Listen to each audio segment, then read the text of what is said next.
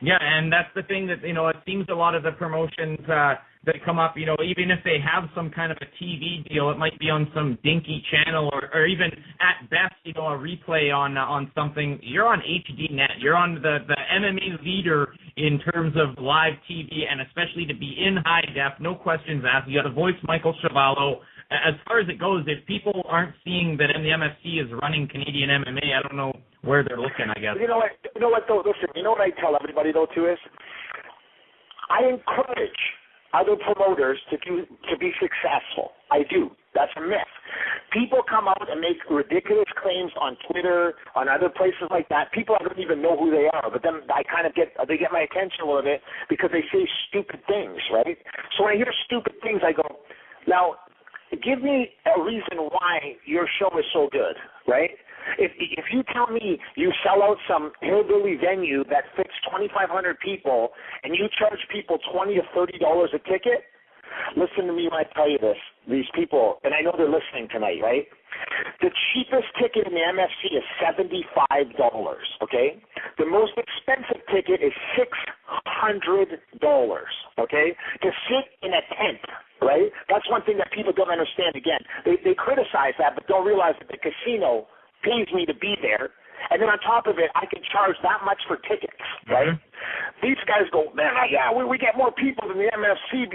You charge $20 to $30 a ticket. Are you kidding? Yeah. You can't even buy a drink at my show almost for that, right? Let alone a seat. let alone a seat. And you say, well, how come the seats are so expensive?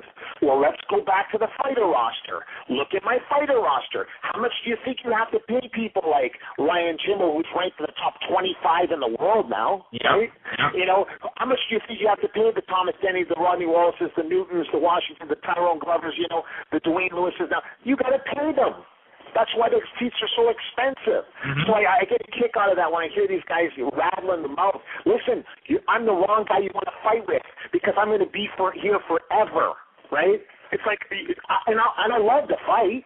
So, I mean, in business, right? So, if people want to fight with me, you want to pick a fight with me, it's awesome because I'm never gonna back down. Oh, I love it, Pat. I could take it all day. I love it. You talk about Ryan Jimmo, top 25, the final fight of the night, MFC Light Heavyweight Championship, and it's an all-Canadian affair, which I gotta say, bro, I love it even more because of that. But we're gonna see Dwayne Lewis, Ryan Jimmo. What do you see for the fight other than a set of fireworks going off that night at the MFC? You know what? This fight kills me. You know why? Because if you would have told me 2 years ago that this fight was actually going to take place, I would have told you you're nuts. I would have said the same thing, right? Exactly. They've come so far, both of them. They have, right? And you know what the crappy part about it is? Listen, I socialize very little with the fighters. I have a great deal of respect for them. I'm very cordial with them. At the same time as I'm not like hanging out. We're not watching, movies on Fridays together, okay? Dwayne Lewis and Ryan Jimmo are I consider them friends of mine, right? I've had Sunday brunch with Jimmo. I've had, dinner with Lewis and his family. It's a beautiful wife and everything. And, Ryan Jimmo's mom is on my Facebook. You know what I'm saying? It's all tied together. So for this fight, I'm happy in the aspect that, first of all, to have two Canadians in a title fight like this magnitude is very shocking to me because it doesn't ever happen. And to have two guys that are real MFC fighters fighting for the title, that's another thing that is really, I'm embracing this because at the beginning I'm like, geez, you think this is big enough? And then I started thinking about it and I'm saying this is the only thing I want to watch now. I want to see these two fight because I know they know what it means for MFC belts. I know that they've seen guys come and go that thought they were big tough guys and they really didn't pass the grade here and they snuck off to one of these little shows and now they're big stars in those shows, But Jimmo and Lewis did not do that. Right? They stayed with the MFC and they were loyal, and that's why I'm going to sit on my hands and watch this fight, and it's going to break my heart for the loser, and I'm going to be extremely happy for the winner. Hey, Mark, I was wondering, you have any interest in bringing in a 135 division into the MFC? I do, but you know what my big problem is right now? I just started to develop the 145 division, right? And for some reason, I am not doing a very good job at the 145 division, and because I get kind of neurotic at times. So when I'm working and I sit and I get kind of like, what's the word? Kind of obsessed with like the 155 division, right? Mm-hmm. Or overly, and I just did that recently. You know, for the last month, I didn't sign anybody to just 155 because the 155 division to me was weak, and now it's phenomenal. Mm-hmm. Right? Yeah. So, I think that's going to get to a time that I'm starting to deal with the 145 now, but I really want to develop that 145, and then I want to get to the 135, and then I'll stop there. But I won't go the other way. I won't go to heavy. Like I'm going to stop at light heavyweight. I'm not going to start, bringing back the heavyweight division. I just don't have any interest in that. Yeah. But one thing, I really do love the 135 division. I love the 145, 155, like love. And to me, because we're guaranteed excitement. How many times have you really seen a really boring 135 fight? Yeah, very rarely. You say that you're not interested in having the heavyweights in the MFC. However, as a fan, you have to be interested in the heavyweight tournament that Scott's got going on over at Strikeforce. Are you interested to see how this thing plays out in a bracket-style tournament, kind of a throwback to the old days? You want me to be honest, of course, right? Uh-oh. Yes, I think so. Do I? I think so.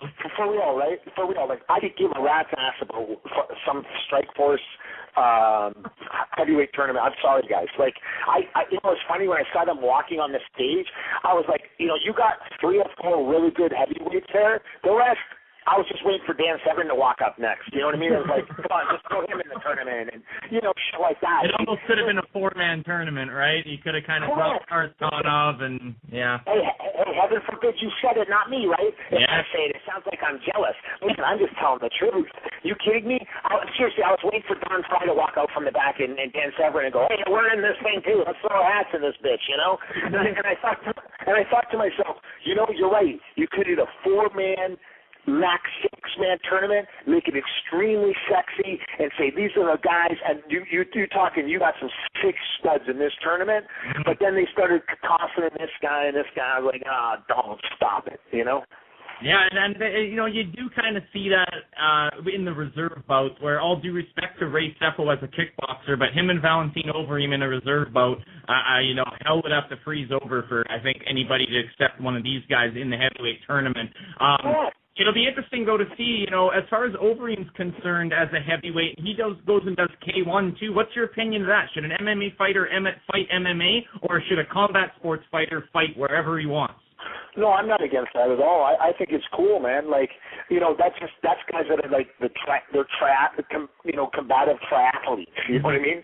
And they want to box, they want to kickbox, they want to do MMA, and it's like he's one of the few guys that did well in it, right? Yeah. So, I'm impressed by him. I'm impressed how he conducts himself. To me, it's not about organizations anymore. It's about fighter individuals, and I want to watch fights now, not in any certain show. I want to watch, like, for example, if I'm a fight fan, I want to watch Ryan Jimmer fight Dwayne Lewis 1,000%. I want to watch a guy like Drew Fickett fight Anthony McKee because for some strange reason I think something really weird is going to happen in that fight, right? Mm-hmm. I want to watch those type of fights. That's the stuff that gets me excited. Hey, I want to watch Nick Diaz fight. Yeah. You know what I mean? I was going to say you probably enjoyed a guy like him, actually. I was going through my head when you were talking earlier. Yeah, but I want to watch him fight, right? Because he's going to throw it down, mm-hmm. I want to watch John Jones or Clay Guida fight because they throw it down, But then you see a guy like Paul Kelly, right? Yep. He just wins fight of the night and gets cut by the UFC. Like, are you kidding? Yeah. Like, how can you do that? Yeah, but he fights a style where that could happen, that kind of stuff. Hey, are you kidding me? Look at some of the guys that get cut from certain organizations. That why? But they don't fight safe. Mm-hmm. They Marcus Davis. How do you cut a guy like Marcus Davis from anyone, from any place? Yeah. Because the guy puts his balls on the line, fights like there is no tomorrow, that someone stole his lunch money, and then you cut him, but you're gonna leave other guys in an organization that put everybody to sleep, fight safe, but they win that fight. Yeah. Listen, man, if I'm gonna watch golf, I don't want to watch the guy lay up and take 3 shots to the par 5. I want to watch the guy that's going to take the driver out of his golf bag, rip it down the fairway 350 yards, 4 fairways over, take a 5-iron, smash it on the green in 2, right? Taking a chance. taking a chance, right? And I said that's what you don't see now in certain organizations, because everybody, instead of worrying about winning, they're always scared about losing, you know, because you lose and bam, you're gone, right? And it's like that's a lot of pressure on guys, even when they're putting their nutsack on the line, and that's why you're seeing lots of boring fights in certain organizations, because they're all playing safe just to get that win, you know? Here with MFC President Mark Pavelich on Radio TKO. Mark, a couple of things before we let you go. Well, we're going to get you before the end to just kind of tell us what's going on with the Ontario show. But kind of thinking outside the box here for, you know, Pavelich Promotions, TV and reality shows are all the rage and all the buzz. You ever have any idea with taking that marketing to a different angle and maybe doing something in a reality show based in Alberta with the MFC? Well, first of all, we wouldn't be based out of Alberta for doing a show. We would be based, you know, throughout North America, right? Yeah. And we've been approached by numerous people, but the problem is most of those people want to like live in our house, right? And they want to do it that way. So the president of the house is Mrs. P, right? Yeah. So she I run the business with her and my son, but she's the house runner. I don't do nothing. Like I don't pick the colors or, you know, that's not So, but you know, she's more of the, you know, if we set something else in a separate building and blah blah blah, we'd be interested that way. Most people don't want that. They want to come into our home and do a reality show. And we have a 14-year-old daughter, so we kind of have always kind of shied away from it because of that. And plus, we'd also look real crazy on. Not that you don't make yourself look anything other than normal on Radio TKO, right, Mark? Yeah, well, correct, right? Now, listen, what am I gonna do now, fellas? Am I gonna start lying now after all these years being in this business? That's why I booked you for my show, bro. I know we're gonna get you from you. So speaking of the real and what's going on, before we let you run with the rest of your night, tell us about the MFC coming to Ontario and what we can expect for MFC 29. We're very close to getting that done, and you know, we're gonna be in a good situation once it's finalized. And you know, there's certain things in Ontario that I'm not too kosher with, but we have no choice because they've passed regulations with certain things. You know, but that's the rules, and we got to follow the rules if we want to go there, and you know, that's what we'll do when we get there. So, you know, that's it. Like I said, I try to refrain from making anything till it's really final. And unlike other promoters that just randomly, you know, announce dates and fighters that they don't have under contract, you know. Well, when you're all ready to do it, make sure you come on Radio TKO and let us all know the specifics, eh? I will. It'll be my pleasure. All right. Well, we'll let you run. You know what? I don't think I ever got a tagline from you, Pav. Maybe give me something. You know, this is Mark Pavelich, president of the MFC. You're listening to Radio TKO, however you want to do it. You got it, brother. This is Mark Pavelich, the president of the Mecca Maximum Fighting Championship, the #1 organization in the country. You're listening to Radio TKO. Bye now. Thank you, my man. That's awesome. Hey, we'll see you in a couple weeks. I'll be out there front row for MFC 28. All right, fellas. You take care, man.